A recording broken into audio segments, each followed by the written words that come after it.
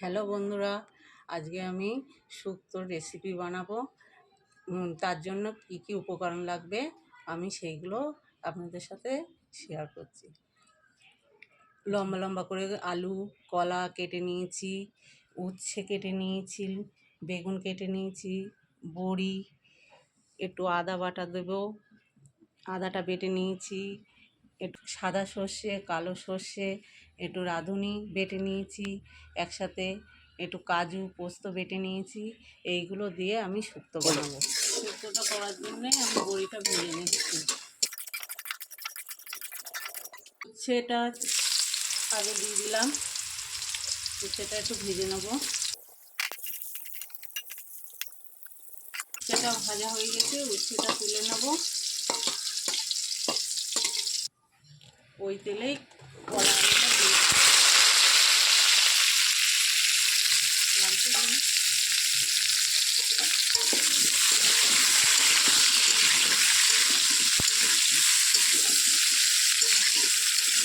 এসছে আমার কথা।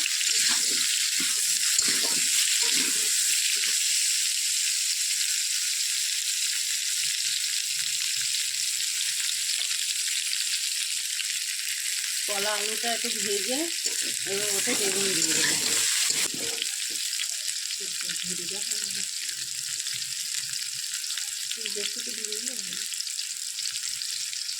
বেগুনটা দিয়ে একটু ভালো করে নেড়ে নেবো, কষে নেবো।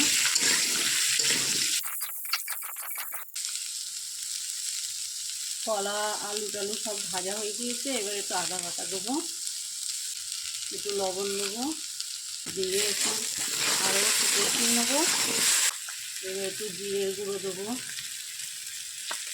একটু ধনের গুঁড়ো দেবো, সামান্য একটুখানি হলুদ দেবো। এইবারে যে বাটনাগুলো করে রেখেছিলাম সেই বাটনাগুলো দেবো।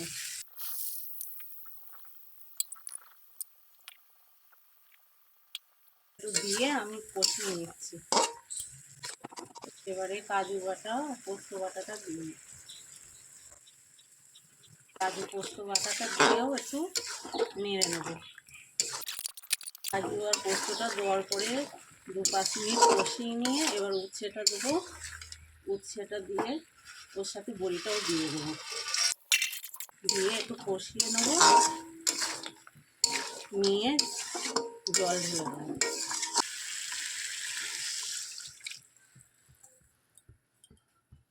জল ঢেলে দিলাম, জল ঢেলে এবার ফুটে উঠবে। তারপরে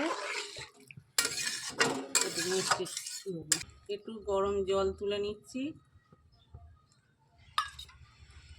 একটু গরম জল তুলে নিয়ে আমি দুধটা গুলে নেবো, আমুল স্প্রে দুধ। আলু কলা টলাগুলো একটু সিদ্ধ হয়ে গেছে কি দেখে, সিদ্ধ হয়ে গেলে আলাদা একটা পাত্রে নামিয়ে নেব। আমি কড়াটা ধুয়ে নিলাম, নিয়ে ওই কড়াটাই আবার বসিয়ে একটু তেল দিলাম অল্প। তেলটা গরম হয়ে গিয়েছে, এবার একটু পাঁচফোড়ন, একটু তেজপাতা দিয়ে ফোড়নটা দিয়ে আমি শুক্তোটা আবার একটু ঢেলে দেবো। এইবারে চিনি দেবো একটু, যে দুধটা গুলে রেখেছিলাম সেই দুধটা ঢেলে দেবো। এবারে একটু ঘি দেবো, একটু গরম মশলা দেবো, দিয়ে নামিয়ে নেবো।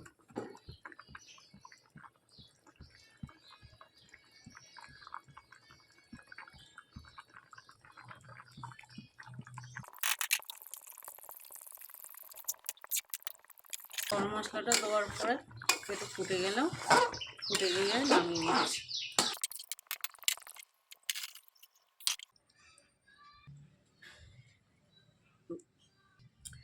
আপনারাও এইভাবে বাড়িতে শুক্তো বানিয়ে খেয়ে দেখবেন, ভালো লাগলে কমেন্টে জানাবেন।